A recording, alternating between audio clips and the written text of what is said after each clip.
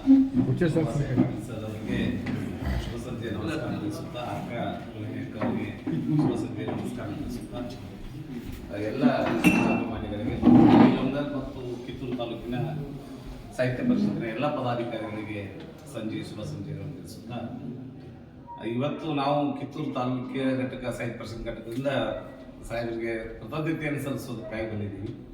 ಯಾಕಂತಂದ್ರೆ ಇದು ಬಹಳ ನಮಗೆ ಅಭೂತಪೂರ್ವವಾದಂಥ ಯಶಸ್ಸನ್ನು ತಂದುಕೊಟ್ಟಂಥ ತಾಲೂಕಿನ 3ನೇ ಕನ್ನಡ ಸಾಹಿತ್ಯ ಸಮ್ಮೇಳನವನ್ನು ಬಹಳ ಸಂಪೂರ್ಣವಾಗಿ ಅಚ್ಚುಕಟ್ಟಾಗಿ ಯಶಸ್ವಿಯಾಗಿ ಪ್ರಾರಂಭದಿಂದಲೂ ಕೂಡ ನಮಗೆ ಅತ್ಯಂತ ಒಂದು ಬೆಂಬಲವನ್ನು ನೀಡಿ ಬಹಳ ಆತ್ಮೀಯತೆಯಿಂದ ಬಹಳ ಪ್ರೀತಿಯಿಂದ ಅಕ್ಕರೆಯಿಂದ ಮುಂಜಾನೆ ಬಂದಿದ್ದೀವಿ. ಅವತ್ತಿಂದ ನೆನಪಿದೆ ನನಗೆ ಬಹಳ ನಿಮ್ಗೆ ಏನು ಬೇಕು ಹೇಳಿ ಸರ್ಕಾರ ನಾ ಎಲ್ಲ ಇರ್ತೀನಿ ಅನ್ನೋಂಥ ಅದು ದೊಡ್ಡ ಧೈರ್ಯದ ಮಾತದು.